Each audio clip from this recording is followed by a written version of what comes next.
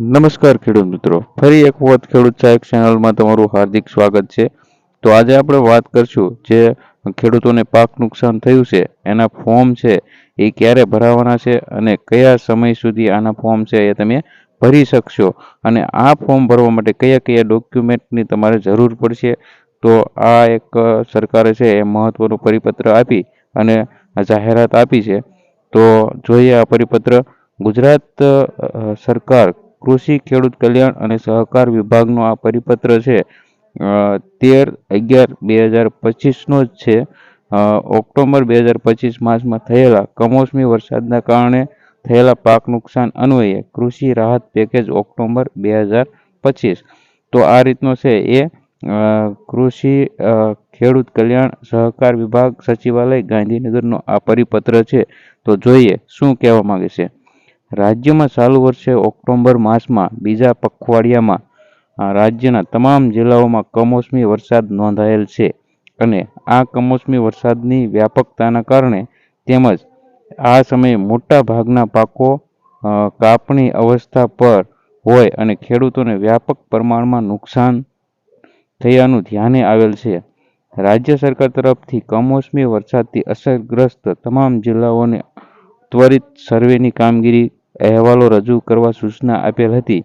તેમાં અમરેલી, ભાવનગર, ગીર સોમનાથ, જૂનાગઢ, બોટાદ, પોરબંદર, રાજકોટ, દેવભૂમિ દ્વારકા, જામનગર, સુરેન્દ્રનગર, મોરબી, નવસારી, સુરત, વલસાડ, તાપી, ડાંગ, ભરૂચ, નર્મદા, છોટાઉદેપુર, વડોદરા, દાહોદ, પંચમહાલ, મહીસાગર, અમદાવાદ, ખેડા, આણંદ, ગાંધીનગર, મહેસાણા, સાબરકાંઠા, અરવલ્લી, બનાસકાંઠા, વાવ, થરાદ અને કચ્છ જિલ્લાના વહીવટીતંત્ર તરફથી નુકસાનગ્રસ્ત વિસ્તારોનો સર્વે કરી અહેવાલો રજૂ કરેલા છે.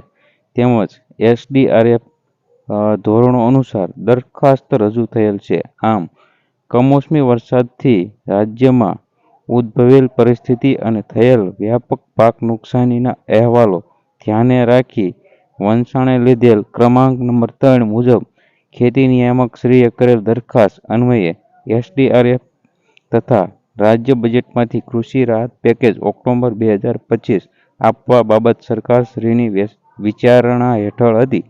તો જોઈએ આમાં ચૂકવવાપાત્ર સહાય છે એનું ધોરણ કેટલું છે. તો એ તો તમને ખ્યાલ જ છે કે એમાં છે એ 1 હેક્ટરે ખેડૂતોને છે એ 22,000 રૂપિયા છે એ મળવાપાત્ર થાય છે અને એટલે કે વધારેમાં વધારે છે એ 44,000 રૂપિયા છે એ ચૂકવવામાં આવશે. એટલે કે 2 હેક્ટરની મર્યાદામાં છે આ સહાય ચૂકવવામાં આવશે. તો એક આમાં મહત્વનો મુદ્દો એ પણ છે કે આ ઉપરાંત જે કિસ્સામાં જમીન ધારકના આધારે નિયત ધોરણો મુજબ જો સહાય ચૂકવવાની ચૂકવણાપાત્ર રકમ 5,000 કરતાં ઓછી થતી હોય તો તેવા કિસ્સામાં ખાતા દીઠ ઓછામાં ઓછા 5,000 રૂપિયા ચૂકવવાના થાય છે. જેમાં ખૂટતી તફાવતની રકમ રાજ્ય બજેટમાંથી ચૂકવવાની રહેશે. તો મિત્રો આ એક સારામાં સારી બાબત કહેવાય કે ઓછામાં ઓછા છે એ તમામ ખેડૂતને 5,000 છે એ મળવાપાત્ર થશે. તો આ સહાય પેકેજનો લાભ છે એ નુકસાનગ્રસ્ત વિસ્તારોમાં ખેડૂત ખાતેદાર દ્વારા વાવેતર કરેલ પાકોમાં નિયત ધોરણો અનુસાર 33% કે તેથી વધુ નુકસાન થયેલ હોય તેવા ખાતેદાર ખેડૂતોને મળવાપાત્ર રહેશે. તો અને નુકસાનની ગણતરી માટે પાક વાવેતર વિસ્તાર દર્શાવતો તલાટી કમ મંત્રીનો દાખલો ખેડૂત દ્વારા રજૂ કરવાનો રહેશે તથા તલાટી કમ મંત્રીના દાખલામાં દર્શાવેલ વિગતો મુજબ સહાયની રકમ અંગેની ગણતરી કરવાની રહેશે. તો મિત્રો આ હતી મહત્ત્વની અપડેટ અને લાભાર્થીને છે એ કયા કયા ડોક્યુમેન્ટ છે એ આ અરજી કરતી સમયે તૈયાર રાખવા એની પણ આપણે ચર્ચા કરીએ. તો આ અરજી કરતી સમયે આપણે આ કૃષિ રાહત પેકેજનો લાભ મેળવવા માટે ખેડૂતોએ નિયત અરજી પત્રકના નમૂનામાં ગામ નમૂના નંબર 8A, તલાટીનો વાવેતરનો દાખલો, ગામ નમૂના નંબર 712, આધાર નંબર, મોબાઈલ નંબર અને બેંક એકાઉન્ટ નંબર, જેમાં IFSC કોડ અને નામ દર્શાવતી બેંક પાસબુક પાનાની નકલ. સંયુક્ત ખાતાના કિસ્સામાં સંયુક્ત ખાતેદારો પૈકી એક જ ખાતેદારને લાભ છે એ અપાય એ અંગેનો અન્ય ખાતેદારોની સહીવાળો ના વાંધા અંગેનો સંમતિપત્રક વગેરે સ્થાનિક વિગતો સાથે તાલુકા વિકાસ અધિકારીને સંબોધાયેલ નિયત નમૂનામાં કૃષિ રાહત પેકેજ પોર્ટલ પર VCE અથવા VLE મારફત ઓનલાઈન અરજી કરવાની રહેશે. ખેડૂતોએ અરજી કરવા માટે કોઈ પણ ચૂકવણું કરવાનું રહેશે નહીં. તો મિત્રો, આ અરજી કરવા માટે તમારે VC પાસે જવું પડશે અને એનો કોઈ પણ છે એ ચાર્જ તમારે ચૂકવવો પડશે નહીં. તો મિત્રો, અરજીની તારીખે રેવન્યુ લેન્ડ રેકોર્ડ મુજબ અરજદારના ખાતા ધારક હોવો જોઈએ. કૃષિ રાહત પેકેજ KRP પોર્ટલ પર લેન્ડ રેકર્ડ ઇન્ટિગ્રેટ કરવા માટે લેન્ડ રેકર્ડની વિગત મહેસૂલ વિભાગે NICને પૂરી પાડવાની રહેશે. ત્યારબાદ આ પેકેજ અંતર્ગતની સહાય ખેડાણ હેઠળના ખાતા દીઠ ગામ નંબર 8 દીઠ એક લાભાર્થી તરીકે ગણવાની રહેશે.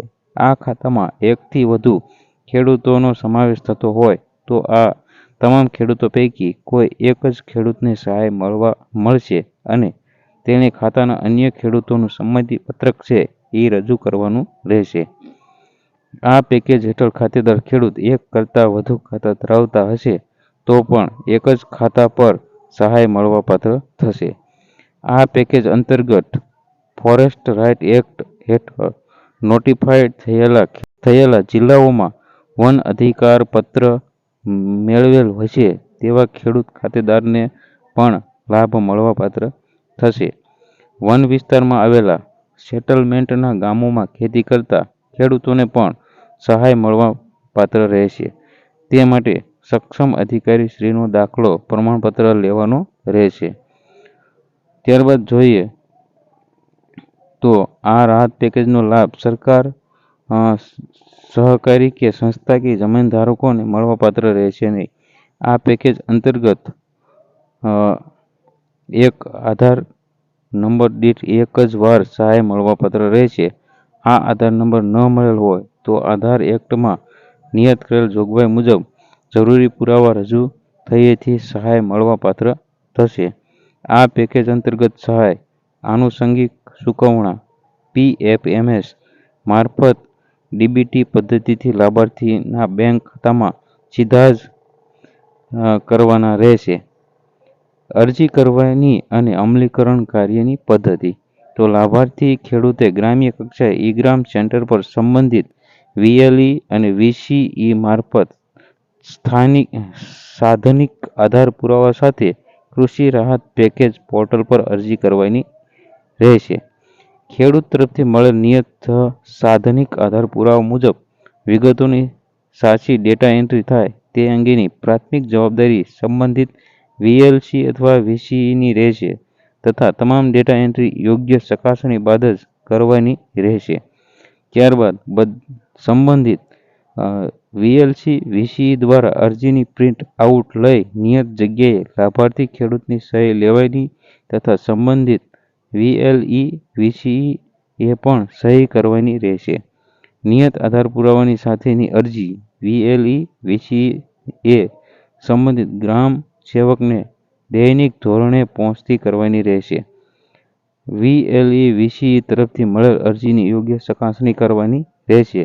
ત્યારબાદ પાત્રતા ધરાવતી તમામ અરજીઓ ગ્રામ સેવક દ્વારા ઓનલાઈન ચકાસણી કરી કૃષિ રાહત પેકેજ KRP પોર્ટલ પર તાલુકા વિકાસ અધિકારીને મોકલી આપશે.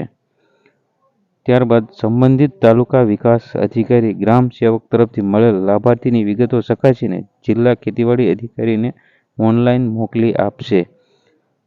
તો મિત્રો, આ હતી મહત્વની અપડેટ, જેમાં તમે અરજી છે એ VCE પાસે જઈ અને તમે કરાવી શકશો.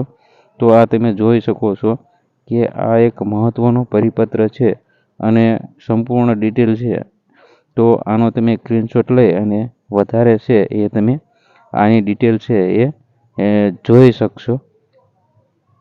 તો મિત્રો, આવા જ અવનવા વિડીયો જોવા માટે અમારી ચેનલને લાઇક, શેર અને સબસ્ક્રાઈબ કરવાનું ભૂલતા નહીં.